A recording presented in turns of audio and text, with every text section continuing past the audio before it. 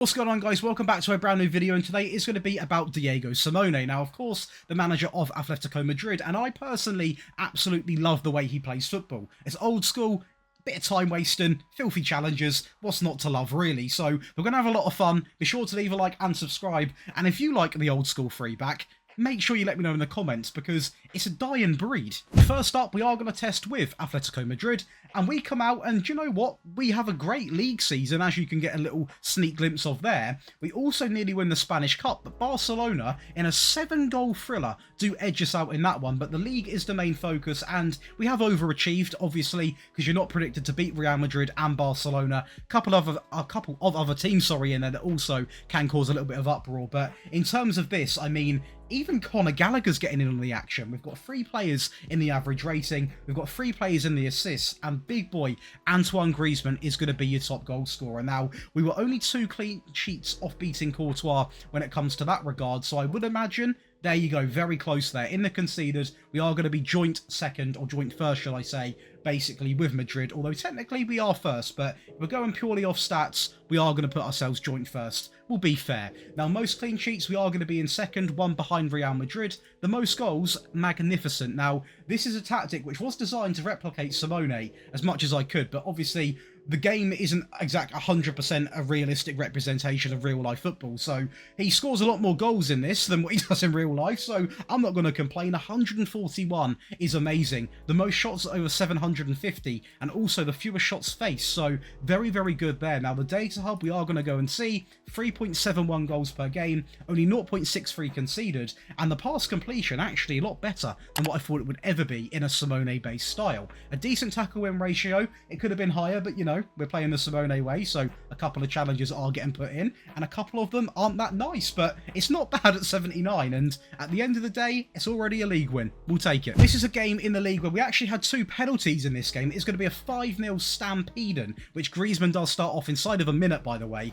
We go 2-0 up from a set piece. Again, make sure you go and get the set pieces, because if this isn't literally promo in a video, this is what you see, and they are so broken, with Witsel putting away the first penalty, and Witsel putting away the second, in a 5-0 win. We then tested with Wolves, and the cups were diabolical, so we're not going to talk about the cups, I'm not going to hide that. But we have probably one of the most interesting league wins ever, because we done very well with Wolves, but you rarely win the league with 7 draws and 5 losses. But Man City picked up a fair few losses, as did Tottenham, as did Villa, as did United, as did Liverpool. So it is deserved because we were the best team in this year, and we done very well with a Wolves team who realistically shouldn't be getting even inside the top 7. But we are going to win the Premier League. The Cups, I will say it again, the Cups were a disappointment, but we sort of were going out against Championship and also against Fulham in one of them. But overall, I'm going to include it because, I mean, it's Wolves winning the Premier League. We outscored everyone, just, including Man City, but the most shots more than Villa,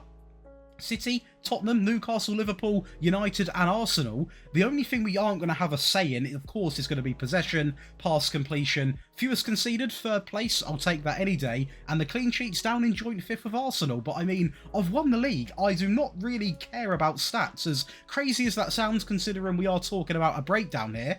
I mean, we've won the league. For me, that's the only thing I care about. We're scoring a fair few amount of goals. Conceded per game is just shy of a goal a game, so not too bad there. The tackle win ratio has gone down a little bit. I imagine a few more challenges were getting put in. The pass completions remain somewhat similar, and the shots per game also has been quite consistent. So apart from a disappointing run in the Cups, the league was incredible. Go on, and I'm going to show some more goals now, because this is a game which, to be fair, there was an absolute ton of goals. 5 goals in one game, us scoring 4 of them, the beating of 4-1 against Brentford. And as you can see, we are not afraid to go direct sometimes. The importance of the wing-backs in this system is absolutely unmatched, so make sure you've got good wing-backs that can play in the complete wing-back role. A little heads up for what you're going to be seeing coming up shortly, as that might be one of the worst goals I've ever scored. They do get a goal back here, but I mean, look at the scoreline. It's a good goal, but means nothing. Lastly, we go over and test with Blue Neri, obviously over in the Serie A. Oh, I can't say it with a straight face. Inter Milan, not Blue Neri. I cannot say that and not laugh. But as you can see, when you do test with an actual real all-and-out powerhouse, you do miracles, essentially. I mean, the Super Cup, we're going to lift 3-0 over Napoli. The Italian Cup, 2-0 over AC Milan.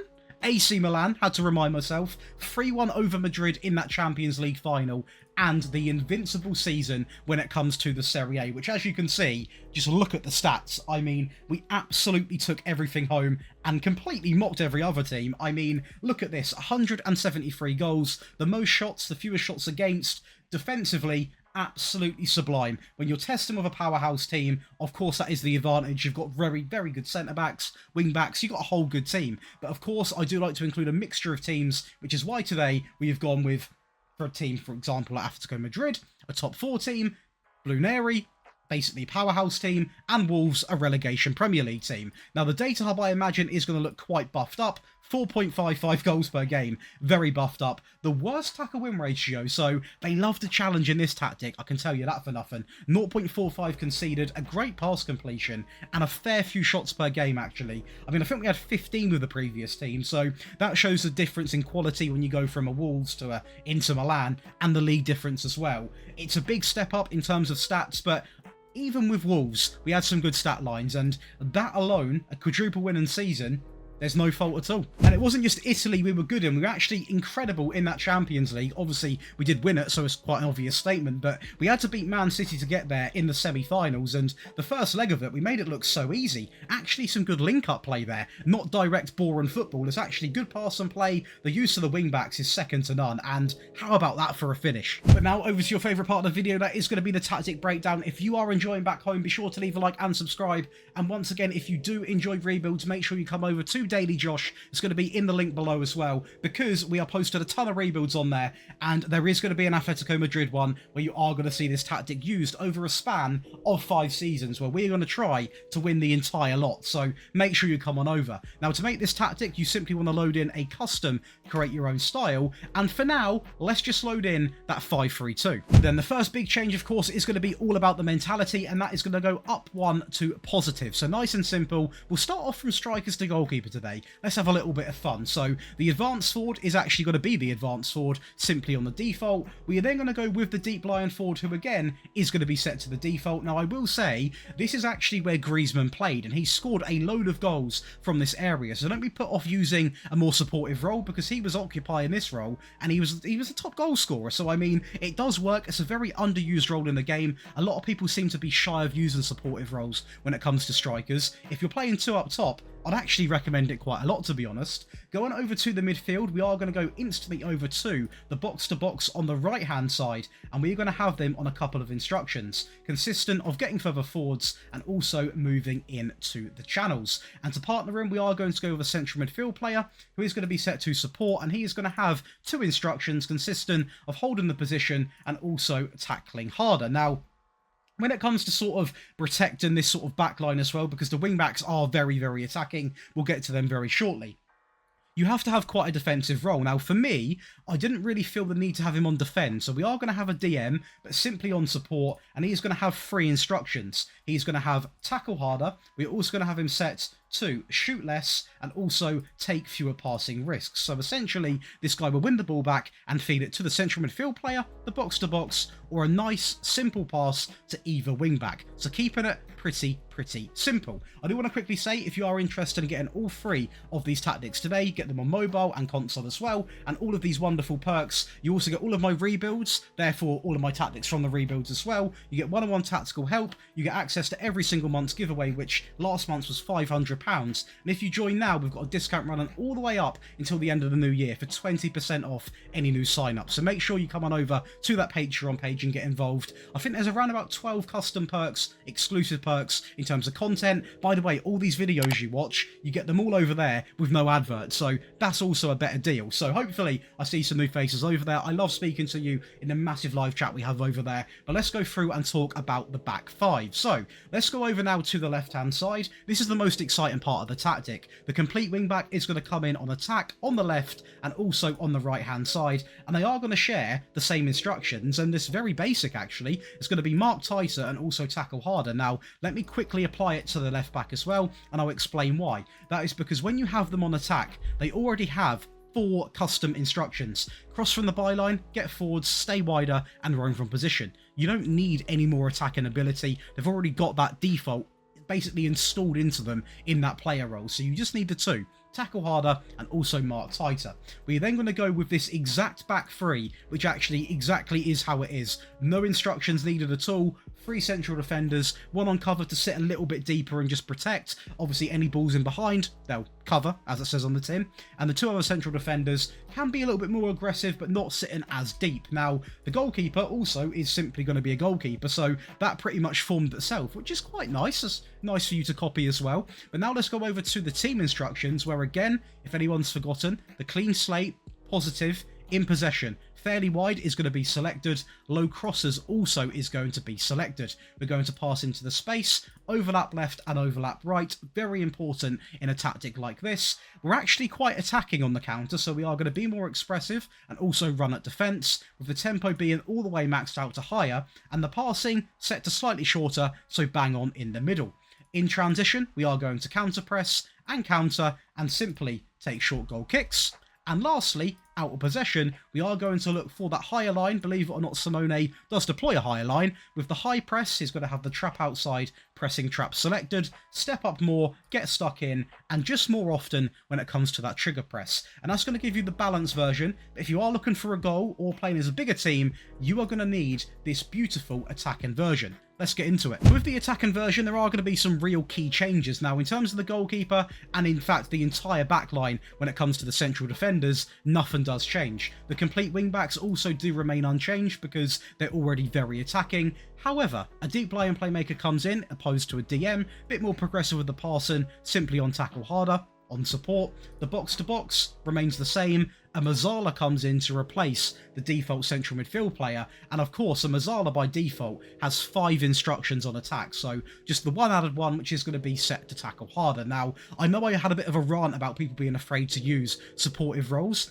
but when you are actually seeking a goal desperately, I would recommend having 2 advanced forwards because they both make great runs in behind. You've now got a deep lying playmaker, which of course is going to be looking for them runs. It makes sure, it just makes sense to use them. So on the right, on the default, on the left, also on the default, and not only will that deep lying playmaker find them, the Mazzala will, the complete wingbacks will also link up with them, so it's very important you make that very, very big change there. Now, in terms of team instructions, the mentality is going to change to attacking, that is attacking. We are also going to go with fairly wide, pass into the space, overlap left, and of course overlap right, with the low crosses still being the main staple of the team. The tempo goes all the way up to higher, of course having this now on standard because the mentality has gone up, and we are now going to run at defence and also be more expressive. When it comes to in transition, we're going to counter press, counter, distribute quickly, and simply take short goal kicks, meaning it can go to the flanks, the playmakers, or anyone across the back line really.